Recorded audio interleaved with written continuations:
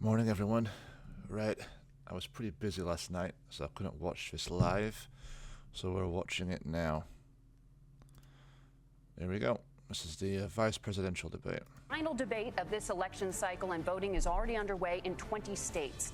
CBS News polling shows this remains a race either presidential candidate could win. The CBS News vice presidential debate starts now. Fight for every single vote, and we're going to take this country back. And we are ready to continue to build the future together. We're going to turn this whole country red with President Donald J. Trump's leadership. You know what's at the end of this little journey? Kamala Harris as the next president of the United States. This is a CBS News special, live from CBS News headquarters in New York. America Decides, the vice presidential debate. Good evening, I'm Nora O'Donnell, and thank you for joining us for tonight's CBS News vice presidential debate. We want to welcome our viewers on CBS, on other networks here in the U.S. and around the world. We have a consequential night ahead, and our focus is the issues that matter to you, the voter. Let's introduce the candidates. Minnesota's Democratic Governor Tim Walz and Ohio's Republican Senator J.D. Vance, tonight meeting for the first time. I'm Margaret Brennan. In order to have a thoughtful and civil debate, these are the rules that both campaigns have agreed to. I mean, the fact they shook hands, it feels like they're a bit more coordinated. So it's a good start. Questions will be directed at one candidate who will have 2 minutes to respond. The other candidate I'm going to will try be and allowed not 2 minutes pause as for much rebuttal. for this one, Then because the each last one candidate will lasted get like another twice minute as to make long with further me points, ranting. with an So additional 1 minute each at the discretion of the moderator. The primary role of the moderators is to facilitate the debate between the candidates, enforce the rules, and provide the candidates with the opportunity to fact-check claims made by each other. CBS News reserves the right to mute the candidates' microphones to maintain decorum. We have not shared the questions or topics with the campaigns. The stage is set. Governor, Senator, thank you for joining. yeah, they've not shared the topics, but they should be pretty obvious at this point. It's going to be the standard, mishmash: foreign policy, economics, the transfer of power, abortion, the usual stuff. The usual stuff you see literally every election cycle in the United States. Joining us. Let's get started. Tonight, our country is facing several unfolding crises. The Middle East is on the brink of war. Americans are suffering from the catastrophic impact of Hurricane Helene. And now a labor strike as 25,000 dock workers from Maine to Texas are picketing. We're going to begin tonight with the Middle East. Margaret. Thank you, Nora. Earlier today, Iran launched its largest attack yet on Israel, but that attack failed, thanks to joint U.S. and Israeli defensive action. President Biden has deployed more than 40,000 U.S. military personnel and assets to that region over the past year to try to prevent a regional war. Iran is weakened, but the U.S. still considers it the largest state sponsor of terrorism in the world, and it has drastically reduced the time it would take to develop a nuclear weapon. It is down now to 1 or 2 weeks' time. Governor Walz, if you were the final voice in the Situation Room, would you support or oppose a preemptive strike by Israel on Iran? You have 2 minutes. Well, thank you. And thank you for those joining at home tonight. Let's keep in mind where this started. October 7th, Hamas terrorists massacred over 1,400 Israelis and took prisoners. Israel's ability to be able to defend itself is absolutely nervous. fundamental. He's stumbling. Getting its hostages back, fundamental, and ending the humanitarian crisis in Gaza. But the expansion of Israel and its proxies is an absolute fundamental necessity for the United States to have the steady leadership there. You saw it experienced today, where along with our Israeli partners and our coalition, able to stop the incoming attack.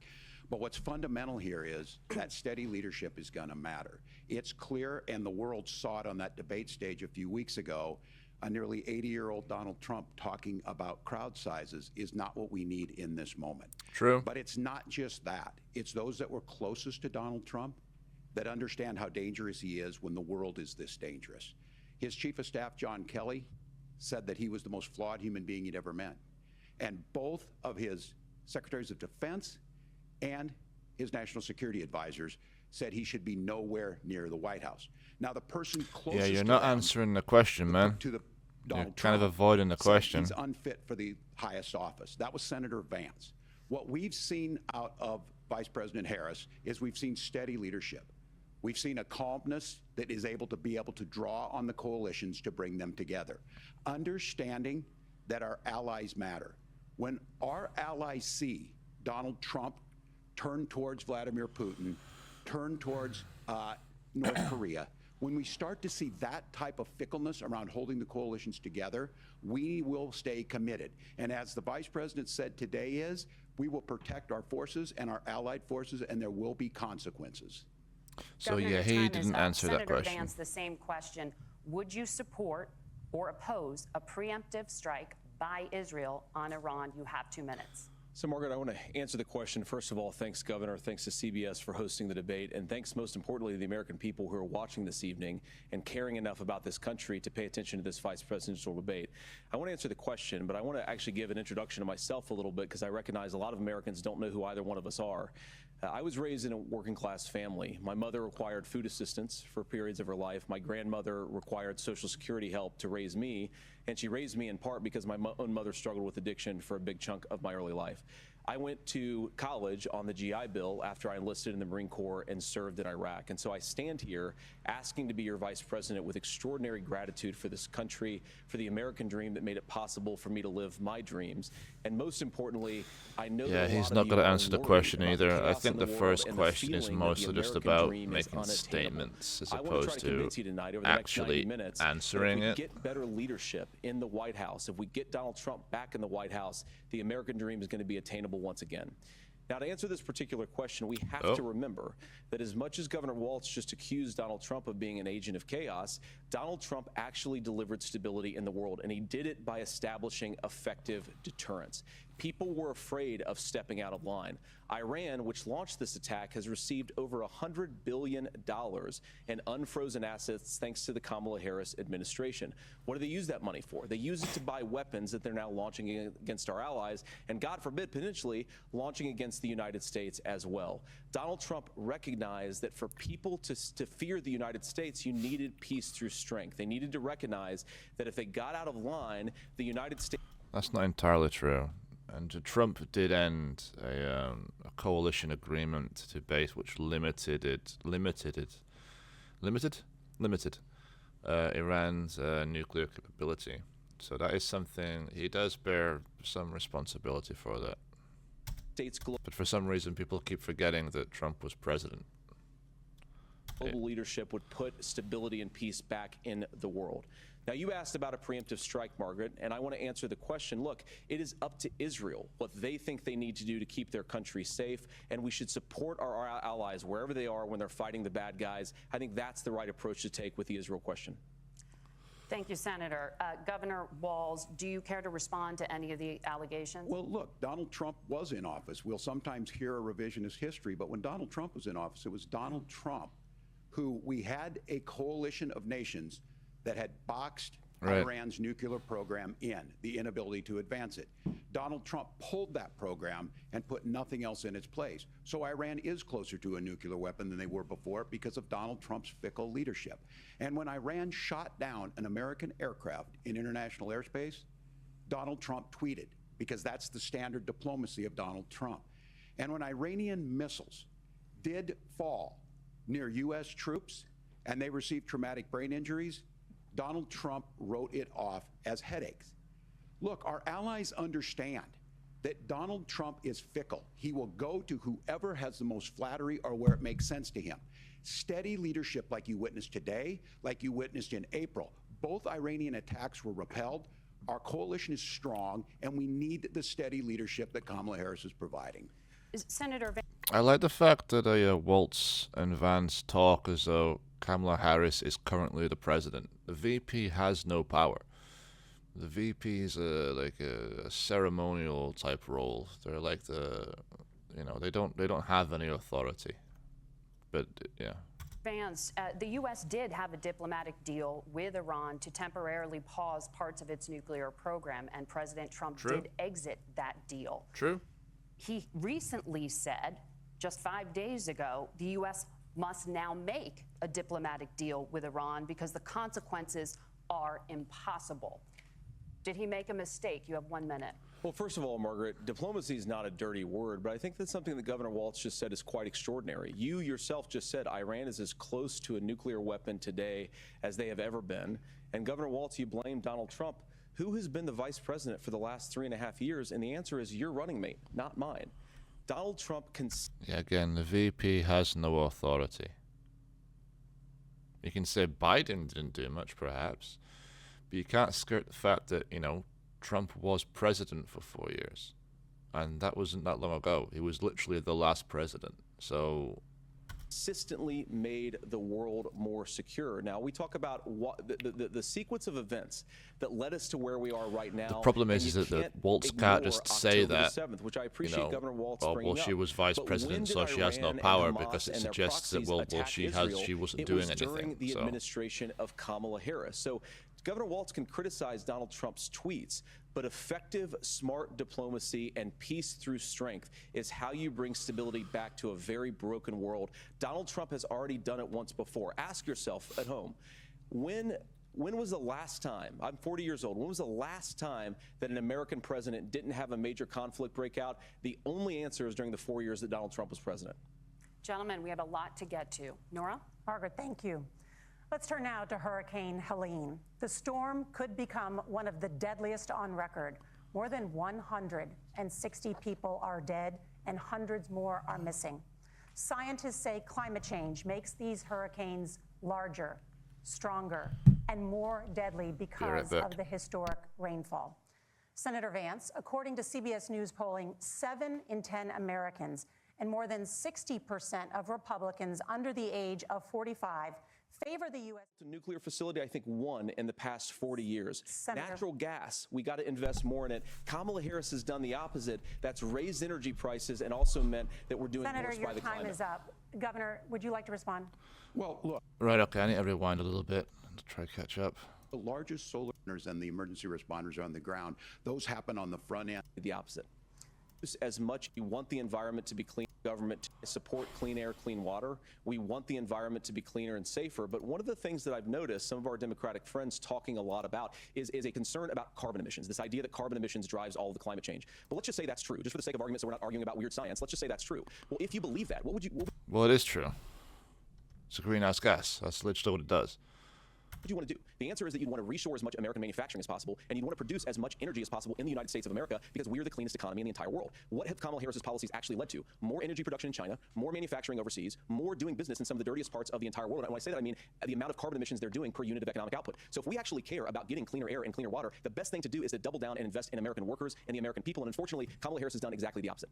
Governor Walz, you have 2 minutes to respond. Well, we got close to an agreement because all those things are happening. Look, first of all, it is a horrific tragedy with this hurricane, and my heart goes out to the folks that are down there in contact with the governors. I serve as co-chair of the Council of Governors as we work together on these emergency managements. Governors know no partisanship. They work together to dissolve the governors and the emergency responders on the ground. Those happen on the front end. The federal government comes in, makes sure they're there to we recover, but we're still in that phase where we need to make sure that they're staying focused. Now, look, coming back to the climate change issue, there's no doubt this thing roared onto the scene faster and stronger than anything we've seen. Senator Vance has said that there's a climate problem in the past. Donald Trump called it a hoax and then joked that these things would make more beachfront property to be able to...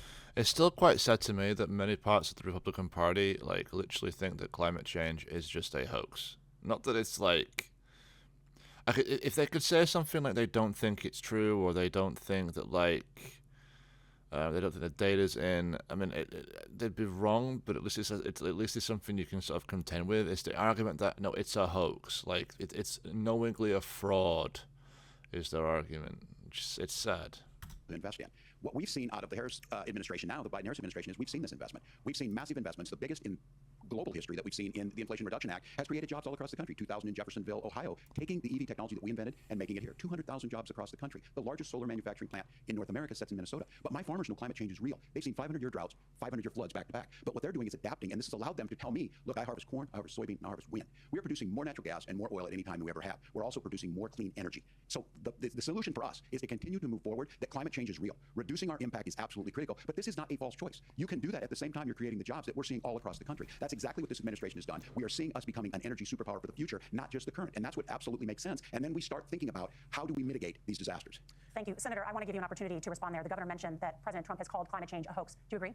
Well, look, what the president has said is that if the Democrats, in particular Kamala Harris and her leadership, if they really believe that climate change is serious, what they would be doing is more manufacturing and more energy production in the United States of America, and that's not what they're doing. So clearly, Kamala Harris herself doesn't believe her own rhetoric on this. If she did, she would actually agree with Donald Trump. That is what they're doing. Something Governor Walz said I think is important to touch upon, because when we talk about clean energy, I think that's a slogan that often the Democrats will use here. And I'm talking, of course, about the Democratic leadership. And the real issue is that if you're spending hundreds of millions or even billions of dollars of American taxpayer money on solar panels that are made in China, number one, you're going to make the economy dirtier. We should be making more of those solar panels here in the United States of America. Some of them are, Tim, but a lot of them are being made overseas in China, especially the components that go into those solar panels. So if you really want to make the environment cleaner, you've got to invest in more energy production. We haven't built a nuclear facility, I think, one in the past 40 years. Senator. Natural gas, we got to invest more in it. Kamala Harris has done the opposite. That's raised energy prices and also meant that we're doing Senator, your time is up. Governor, would you like to respond? Well, look, we're producing more natural gas than we ever have. There's no moratorium on that. We're producing more oil. But folks know, and like I said again, these are not liberal folks. These are not folks that are Green New Deal folks. These are farmers that have been drought one year, massive flooding the next year. They understand that it makes sense. Look, our number one export cannot be topsoil from erosion from these massive storms. We saw it in Minnesota this summer.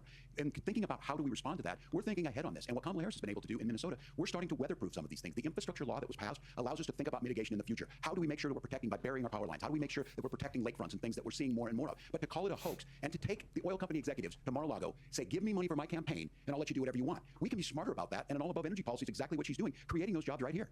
Governor, your time is up. The overwhelming consensus among scientists is that the Earth's climate is warming at an unprecedented rate. Margaret. Thank you, Nora. We're going to turn now to immigration. The crisis at the U.S.-Mexico border consistently ranks as one of the top issues for American voters. Senator Vance, your campaign is pledging to carry out the largest mass deportation plan in American history and to use the U.S. military to do so.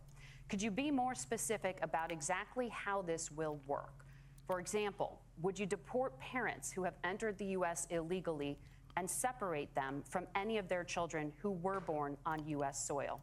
You have 2 minutes. So first of all, Margaret, before we talk about deportations, we have to stop the bleeding. We have a historic immigration crisis because Kamala Harris started and said that she wanted to undo all of Donald Trump's border policies. 94 executive orders suspending deportations, decriminalizing illegal aliens, massively increasing the asylum fraud that exists in our system. That has opened the floodgates. And what it's meant is that a lot of fentanyl is coming into our country. I had a mother who struggled with opioid addiction and has gotten clean. I don't want people who are struggling with addiction to be deprived of their second chance because Kamala Harris let in fentanyl into our communities at record levels. So you've got to stop the bleeding. You've got to re-implement Donald Trump's border policies, build the wall, re-implement deportations. And that gets me to your point, Margaret, about what do we actually do? So we've got 25 million illegal aliens who are here in the country. What do we do with them? I think the first thing that we do is we start with the criminal migrants. About 1 million of those people have committed some form of crime in addition to crossing the border illegally. I think you start with deportations on those folks. And then I think you make it harder for illegal aliens to undercut the wages of American workers. A lot of people will go home if they can't work for less than minimum wage in our own country.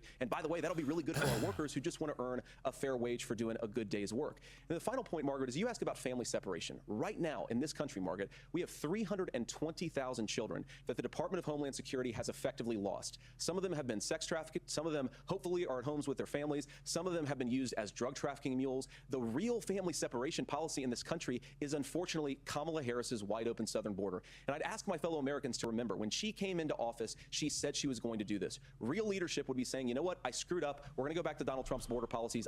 From what I understand, I mean, look, the southern border isn't, quote, wide open. That's not what's going on. What's going on is that people have a right to go to the border and then ask for asylum.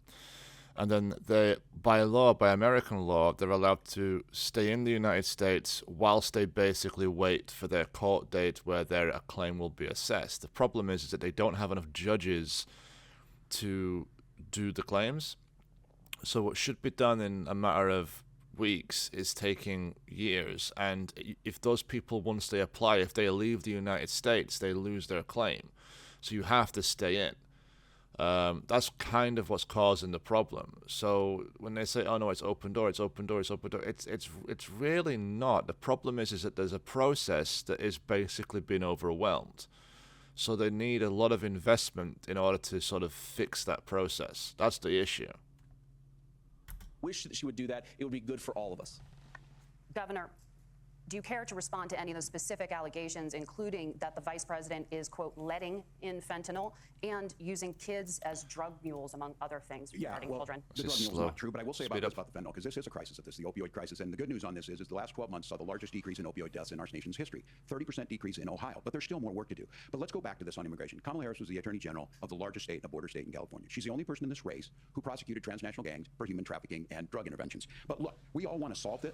Most of us want to solve this, and that is the United States Congress. That's the Border Patrol agents. That's the Chamber of Commerce. That's most Americans out here. That's why we had the fairest and the toughest bill on immigration that this nation's seen. It was true. By Congress basically approves the money to get this thing done. He's a man of principle once you get it done. It's not something the president can do by themselves. The Border Patrol said, this is what we need in here. These are the experts. And the Chamber of Commerce and the Wall Street Journal said, pass this thing. Kamala Harris helped get there. 1,500 new border agents. Detection for drugs. DOJ money to speed up these the adjudications on this, just what America wants. But as soon as I was getting ready to pass and actually tackle this, Donald Trump said no, told them to vote against it because it gives him a campaign issue. It gives him what would Donald Trump talk about if we actually did some of these things? And they need to be done by the legislature. You can't just do this through the executive branch. So look, we have the options to do this. Donald Trump had 4 years. He had 4 years to do this. And he promised you, America, how easy it would be. I'll build you a big, beautiful wall, and Mexico will pay for it. Less than 2% of that wall got built, and Mexico didn't pay a dime. But here we are again, 9 years after he came down that escalator, dehumanizing people and telling him what he was going to do. As far as the deportation plan, at one point, Senator Vance said it was so unworkable to be laughable. So that's where we're at. Pass the bill, she'll sign it.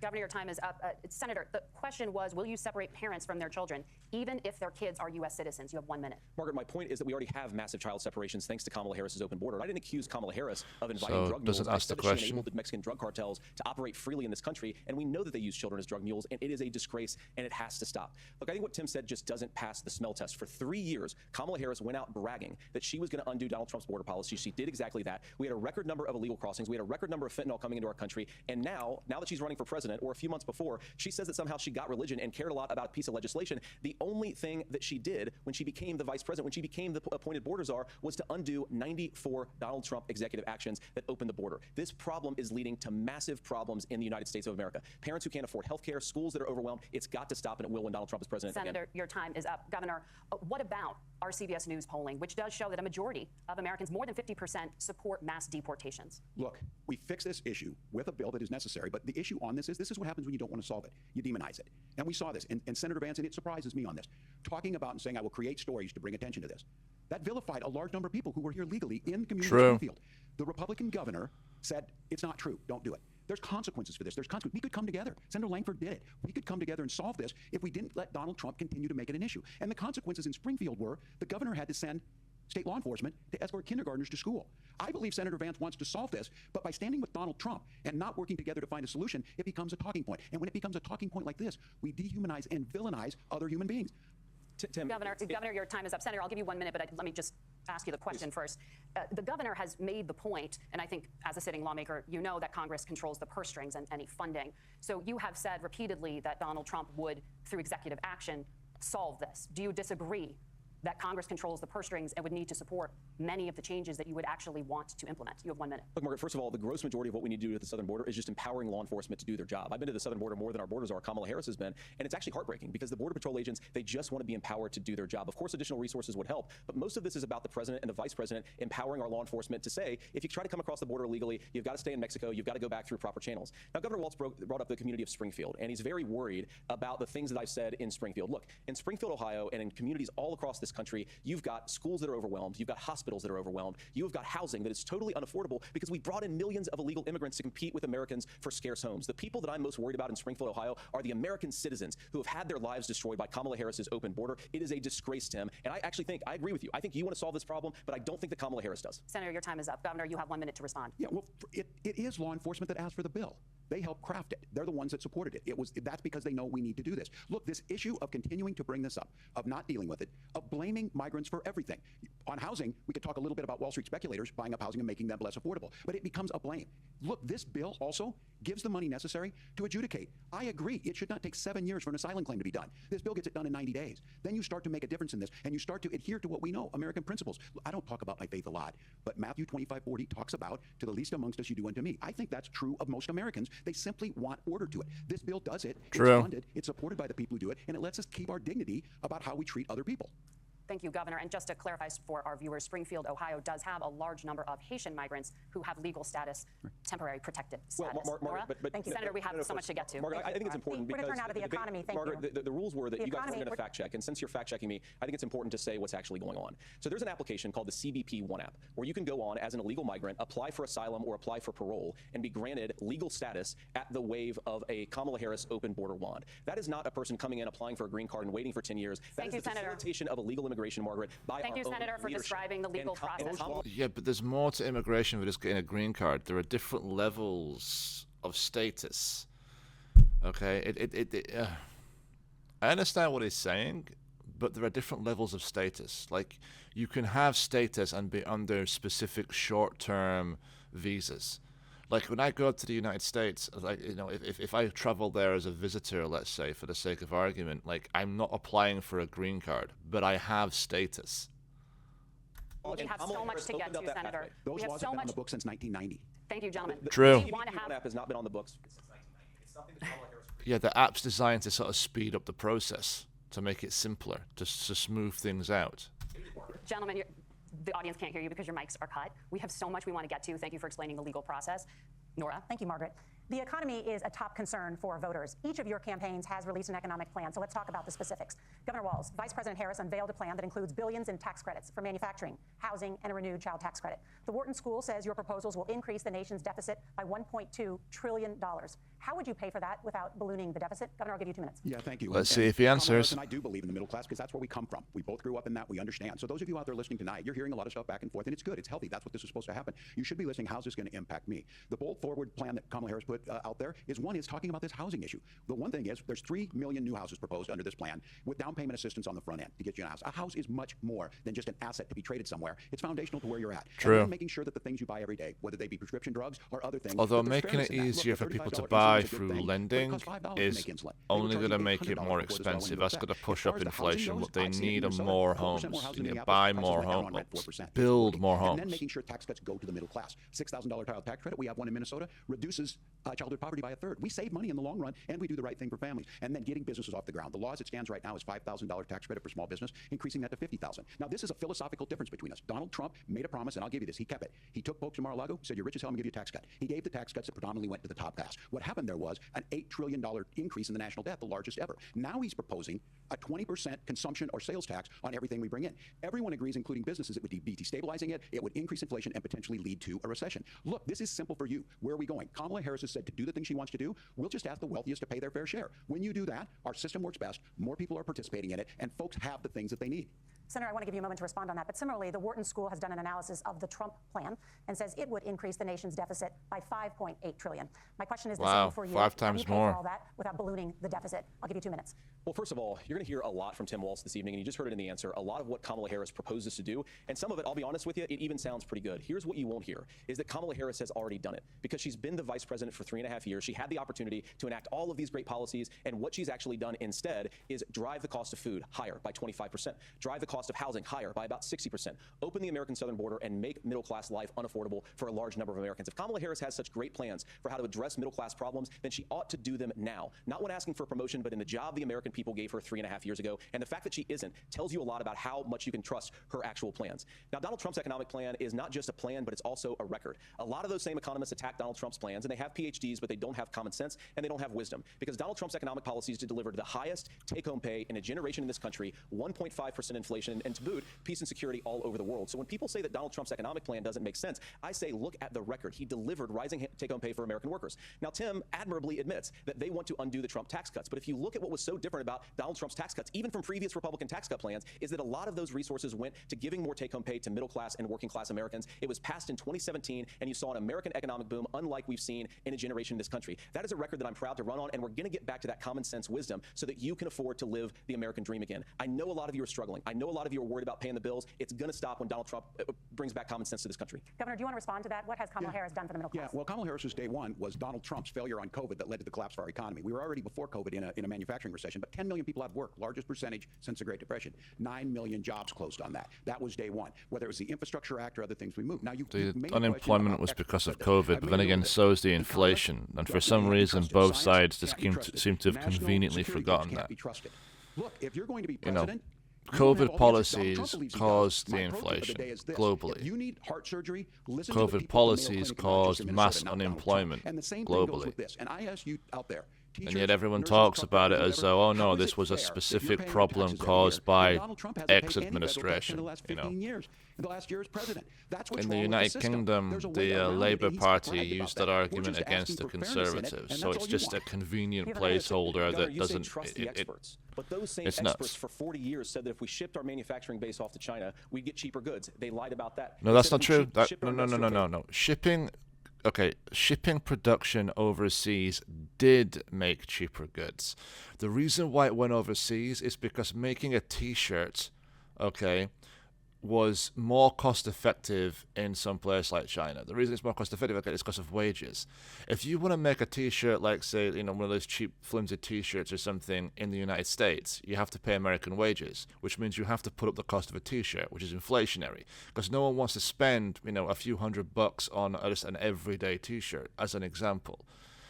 That's the reason why it shifted over. At some point, a development of an economy reaches the point where it's no longer cost effective to keep production of a certain thing in a certain country. It doesn't make any sense.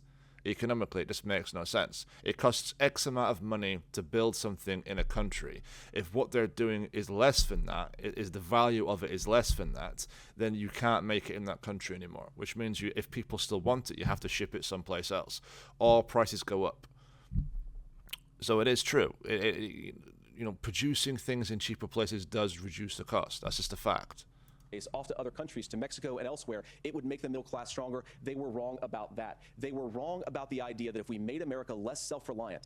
The problem was there wasn't really much of an industrial policy afterwards to try and bring other things in. So, for example, when it became just cheaper to produce, certain cars or certain things abroad, that's basically what they did, but there wasn't that much to replace it, and it's very difficult to retrain. In fact, I don't think there's ever been a successful example of a large-scale retraining of a workforce after a certain point. It basically, once you kind of graduate school or you graduate college or whatever, it's not easy to be taught a new skill.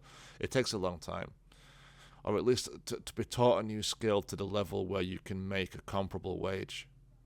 Less productive in our own nation, that it would somehow make us better off, and they were wrong about it. And for the first... No, they were right about it. That's the reason why for the last 40 years the United States has been, basically since post-World War II, has been in a giant economic boom. That's just a fact. Time in a generation, Donald Trump had the wisdom and the courage to say to that bipartisan consensus, we're not doing it anymore. We're bringing American manufacturing back. We're unleashing American energy. We're going to make more of our own stuff. And this isn't just an economic issue. And I've got 3 beautiful little kids at home, 7, 4, and 2, and I love them very much, and I hope they're in bed right now. But look, so many of the drugs, the pharmaceuticals that we put in the bodies of our children are manufactured by nations that hate us. This has to stop, and we're not going to stop it by listening to experts. National We're going to security stop it by listening to concern. common sense wisdom, which is what Donald Trump governed on. Senator, your time is up. Governor Walz, can you address that? I mean, voters say they trust Donald Trump on the economy more. Why? Well, if you're listening tonight and you want billionaires to get tax cuts, you heard what the numbers were. Look, I'm a union guy on this. I'm not a guy who wanted to ship things overseas, but I understand that, look, we produce soybeans and corn. We need to have fair trading partners. That's something that we believe in. I think the thing that most concerns me on this is Donald Trump was the guy who created the largest trade deficit in American history with China. So the rhetoric is good. Much of what the senator said right there, I'm in agreement with him on this. I watched it happen too. I watched it to my communities, and we talked about that. But we had people undercutting the right to collectively bargain. We had right to work states made it more difficult. We had companies that were willing to ship it over, and we saw people profit. Folks that are venture capital in some cases, putting money into companies that were overseas. We're in agreement that we bring those home. The issue is Donald Trump is talking about it. Kamala Harris has a record, 250,000 more manufacturing jobs. Yeah, she actually did it. But That's the difference. Yes. So appreciate that. So if you notice, what Governor Walz just did is he said, first of all, Donald Trump has to listen to the experts. And then when he acknowledged that the experts screwed up, he said, well, Donald Trump didn't do nearly as good of a job as the statistics show that he did. So the experts didn't screw up. It did drop prices. what Tim Walz is doing, and I honestly, Tim, I think you got a tough job here, because you've got to play whack-a-mole. You've got to pretend that Donald Trump didn't deliver rising take-home pay, which of course he did. You've got to pretend that Donald Trump didn't deliver lower inflation, which of course he did. And then you simultaneously got to defend Kamala Harris's atrocious. He says that Donald Trump delivered lower inflation. When the Federal Reserve started to get concerned about inflation during Trump's tenure, they were saying they were going to put rates up so in order to get inflation back under control, because there was a real concern there about the economy overheating. Trump threatened to fire the head of the Federal Reserve, Powell. He went on social media and basically gave the guy a lot of crap and effectively threatened to fire him, but realized that he couldn't fire him because that's not within. That's I believe that's something for Congress to do, if I remember correctly. It's not something the president can do. So I don't know why people always forget these things. It's really bizarre to me that people forget these things. Like, inflation happens after the fact. It's like it's a delayed indicator, which is part of the reason why it's so hard to control, like I said before, because you have to kind of always be looking in the rearview mirror to see if what you've done now, then you have to wait 6 months to see if it has an effect. Economic record, which has made gas, groceries, and housing. But no one challenges this. It's super hard to challenge this because politically it sounds as though you're like denying responsibility, which is really, really, really hard to do, because that's basically what they say. But it's just the truth. Like, if anyone says to me, "Oh, so and so thing caused inflation," no, they didn't. What caused inflation was COVID policies, which were global. Housing unaffordable for American citizens. I was raised by a woman who would sometimes go into medical debt so that she could put food on the table in our household. I know what it's like to not be able to afford the things that you need to afford. We can do so much better. To all of you watching, we can get back to an America that's affordable again. We just got to get back to common sense economic principles. I hope we have a conversation on healthcare then. Senator, Governor, please. Thank you. Margaret? We have a lot to get to ahead, gentlemen, on many topics. But right now, I want to talk about personal qualifications. The vice president is often the last voice the president hears before making consequential decisions. We want to ask you about your leadership qualities. Governor Walz, you said you were in Hong Kong during the deadly Tiananmen Square protests in the spring of 1989. But Minnesota Public Radio and other media outlets are reporting that you actually didn't travel to Asia until August of that year.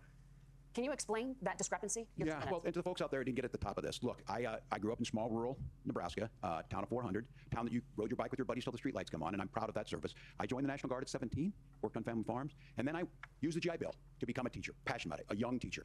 My first year out, I got the opportunity in the summer of 89. Is he going to avoid this question? 35 years ago, be able to do that. I came back home and then started a program to take young people there. We would take basketball teams, we would take baseball teams, we would take dancers, and we would go back and forth to China. The issue for that was to try and learn. Now, look, my community knows who I am. They saw where I was at.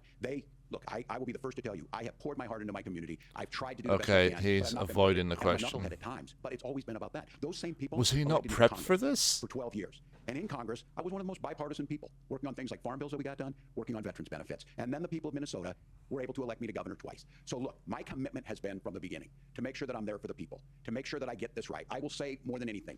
Many times I will talk a lot. I will get caught up in the rhetoric. But being there, the impact it made, the difference it made in my life, I learned a lot about China. I hear the critiques of this. I would make the case that Donald Trump should have come on one of those trips with us. I guarantee you he wouldn't be praising Xi Jinping about COVID. And I guarantee you he wouldn't start a trade war that he ends up losing. So this is about trying to understand the world. It's about trying to do the best you can. Right, okay, that's a really bad answer. Letting your folks understand what it is. My commitment, whether it be through teaching, which I was good at, or whether it was being a good soldier, or was being a good member of Congress, those are the things that I think are the values that people care about. Governor, just to follow up on that, the question was, can you explain the discrepancy? All I said on this was I got there that summer and misspoke on this. So I will just, that's what I've said. So I was in Hong Kong and China during the democracy protests went in. And from that, I learned a lot of what needed to be in governance. Thank you, Governor. Senator Vance, okay, fair enough, he did answer. You called your running mate Donald Trump good for answer. the nation's highest office, and you said he could be America's Hitler. Oh. I know you've been asked many times, and you've said you regret those comments and explained you then voted for Donald Trump in 2020. But the Washington Post reported new messages last week in which you also disparaged Trump's economic record while he was president, writing to someone in 2020, quote, Trump thoroughly failed to deliver his economic populism. You're now his running mate, and you've shifted many of your policy stances to align with his.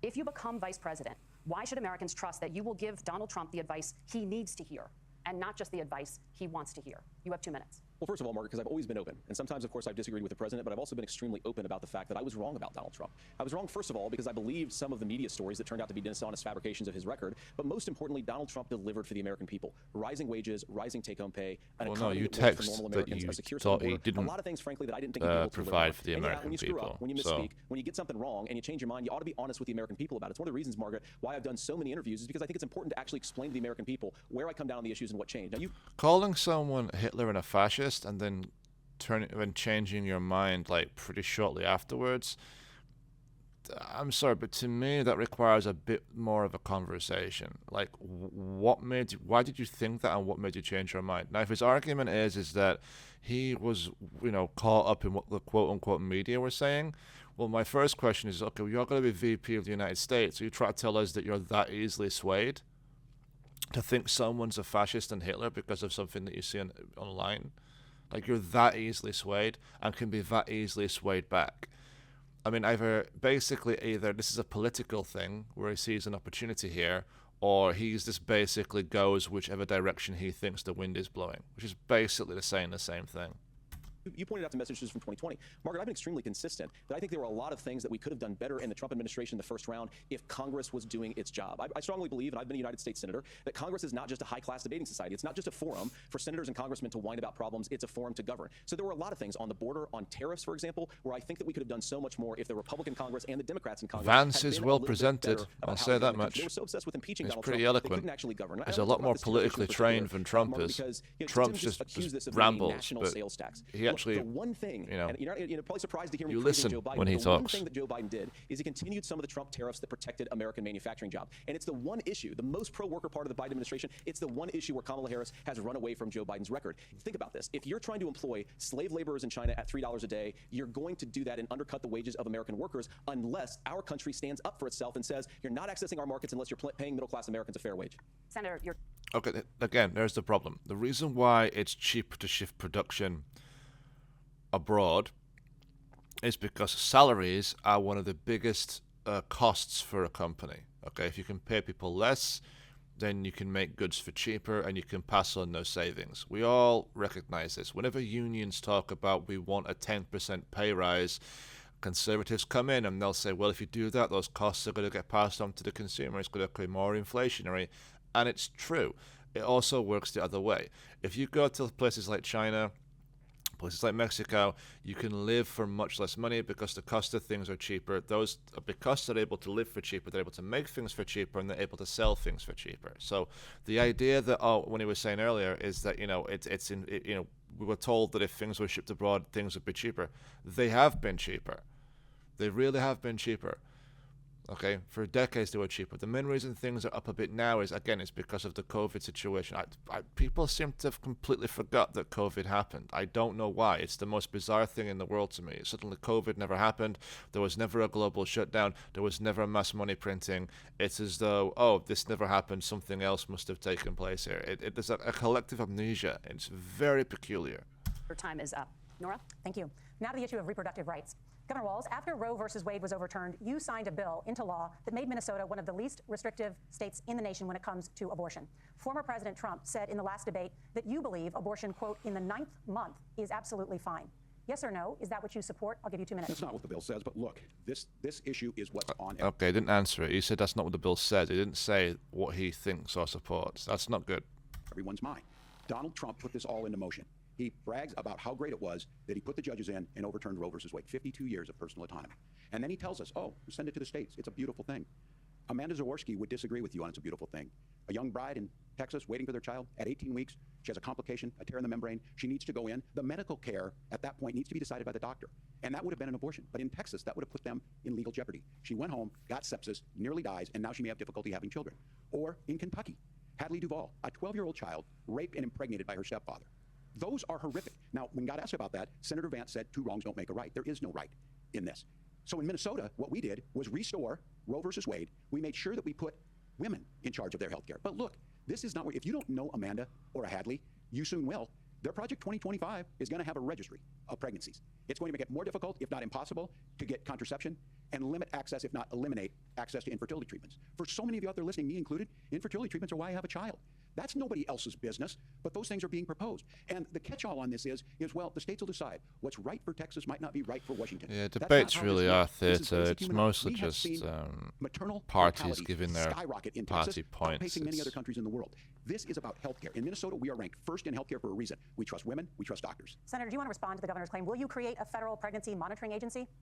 No, certainly we won't. And I want to talk about this issue because I know a lot of Americans care about it, and I know a lot of Americans don't agree with everything that I've ever said on this topic. And, I grew up in a working class family in a neighborhood where I knew a lot of young women who had unplanned pregnancies and decided to terminate those pregnancies because they feel like they didn't have any other options. And, one of them is actually very dear to me. And I know she's watching tonight, and I love you. And she told me something a couple years ago that she felt like if she hadn't had that abortion, that it would have destroyed her life because she was in an abusive relationship. And I think that what I take from that as a Republican who proudly wants to protect innocent life in this country, who proudly wants to protect the vulnerable, is that my party party, we've got to do so much better of a job at earning the American people's trust back on this issue where they frankly just don't trust us. And I think that's one of the things that Donald Trump and I are endeavoring to do. I want us as a Republican Party to be pro-family in the fullest sense of the word. I want us to support fertility treatments. I want us to make it easier for moms to afford to have babies. I want it to make it easier for young families to afford a home so they can afford a place to raise that family. And I think there's so much that we can do on the public policy front just to give women more options. Now, of course, Donald Trump has been very clear that on the abortion policy specifically, that we have a big country and it's diverse. And California has a different viewpoint on this than Georgia. Georgia has a different viewpoint from Arizona. And the proper way to handle this, as messy as democracy sometimes is to let voters make these decisions, let the individual states make their abortion policy. And I think that's what makes the most sense in a very big, a very diverse, and let's be honest, sometimes a very, very messy and divided country.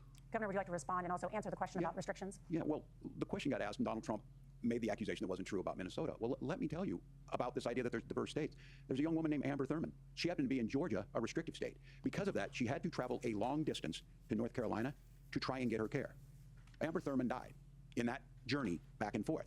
The fact of the matter is, how can we as a nation say that your life and your rights, as basic as the right to control your own body, is determined on geography? There's a very real chance, had Amber Thurman lived in Minnesota, she would be alive today.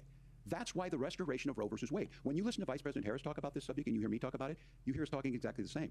Donald Trump is trying to figure out how to get the political right of this. I agree with a lot of what Senator Vance said about what's happening. His running mate, though, does not, and that's the problem. Governor, your time is up. Senator, let me ask you about that. He mentioned, I think, referring to a national ban. In the past, you have supported a federal ban on abortion after 15 weeks. In fact, you said if someone can't support legislation like that, quote, you are making the United States the most barbaric pro-abortion regime anywhere in the entire world. My question is, why have you changed your position? Well, Nora, first of all, I never supported a national ban. I did when I was running for Senate in 2022 talk about setting some minimum national standard. For example, we have a partial birth abortion ban in place in this country at the federal level. I don't think anybody's trying to get rid of that, or at least I hope not, though I know the Democrats have taken a very radical pro-abortion stance. But Nora, one of the things that changed is in the state of Ohio, we had a referendum in 2023, and the people of Ohio voted overwhelmingly, by the way, against my position. And I think that what I learned from that, Nora, is that we've got to do a better job at winning back people's trust. So many young women would love to have families. So many young women also see an unplanned pregnancy as something that's going to destroy their livelihood, destroy their education, destroy their relationships, and we have got to earn people's trust back. And that's why Donald Trump and I are committed to pursuing pro-family policies, making childcare more accessible, making fertility treatments more accessible, because we've got to do a better job at that, and that's what real leadership is. Governor, your response. I'm going to respond on the pro-abortion piece of that. No, we're not. We're pro-women. We're pro-freedom to make your own choice. We know what the implications are to not be that. Women having miscarriages, women not getting the care, physicians feeling like they may be prosecuted for providing that care. And as far as making sure that we're educating our children and giving them options, Minnesota's a state with one of the lowest teen pregnancy rates. We understand that too. We know that the options need to be available, and we make that true. We also make it, we're a top 3 state for the best place to raise children. But these two things to try and say that we're pro-children, but we don't like this, or you guys are pro-abortion, that's not the case at all. We are pro-freedoms for women to make their choices, and we're going, and Kamala Harris is making the case, to make options for children more affordable, a $6,000 child tax credit, but we're not going to base that on the backs of making someone like Amber Thurman drive 600 miles to try and get health care. Senator? May I respond to that? First of all, Governor, I agree with you. Amber Thurman should still be alive, and there are a lot of people who should still be alive, and I certainly wish that she was. And maybe you're free to disagree with me on this and explain this to me, but as I read the Minnesota law that you signed into law, oh, we're going to push him. It says you that better have an answer. Who presides over an abortion where the baby survives, the doctor is under no obligation to provide life-saving care to a baby who survives a botched late-term abortion. That is, I think, whether you're pro-choice or pro-abortion, that is fundamentally barbaric. And that's why I use that word, Nora, is because some of what we've seen, do you want to force Catholic hospitals to perform abortions against their will? Because Kamala Harris has supported suing Catholic nuns to violate their freedom of conscience. We can be a big and diverse country where we respect people's freedom of conscience and make the country more pro-baby and Walz pro-family. better have an answer. Governor, please respond. Look, this is one where there's always something there. This is a very simple proposition. These are women's decisions to make about their healthcare decisions, and the physicians who know best when they need to do this. Trying to distort the way a law is written to try and make a point. Okay, so what does it say then? Governor, please tell me, what was that wrong That is about? not the way the law is written. Look, Okay, how is it written then? I've given this advice on a lot of things, that getting involved, that's been misread, and it was fact-checked at the last debate. But the point on this is there's a continuation of these guys to try and tell women or to get involved. I use this line on this, just mind your own business on this. Things worked best when Roe versus Wade was in place. When we do a restoration of Roe, it works best. That doesn't preclude us from increasing bonding for children. It doesn't increase us from making sure that once that child's born, like in Minnesota, they get meals, they get early childhood education, they get health care. So the hiding behind where Kamala Harris is proposing them. She's proposing all those things to make life easier for families. I asked a specific question, Governor. You gave me a slogan as a response. It's not the case. It's not true. That's not what the law says. So they fact-checked it with President Trump. Gentlemen, there's a lot to discuss. We have to move on, and we're going to be right back with much more of the CBS News vice presidential debate in just a moment. Yeah, Walz should have had that one, but he didn't. Comedy on CNN has arrived. We look at the news of the week and ask questions like, what is a comedy show doing on CNN? And the people have spoken. Yes. I have something racist to say. You go to hell. Moving on. Okay, skip all that. Debate. We want to turn now to America's gun violence epidemic. The leading cause of death for children and teens in America is by firearms. Senator Vance, you oppose most gun legislation that Democrats claim would curb gun violence. You oppose red flag gun laws and legislation to ban certain semi-automatic rifles, including AR-15s. So let me ask you, earlier... Okay, you know what? We'll come back to this because I actually do have to start getting things ready. I might do the second half later today. Yeah, I will do the second half later today, but we'll leave it there. That seems like a good place to leave it. So, yeah, thanks for watching and take care.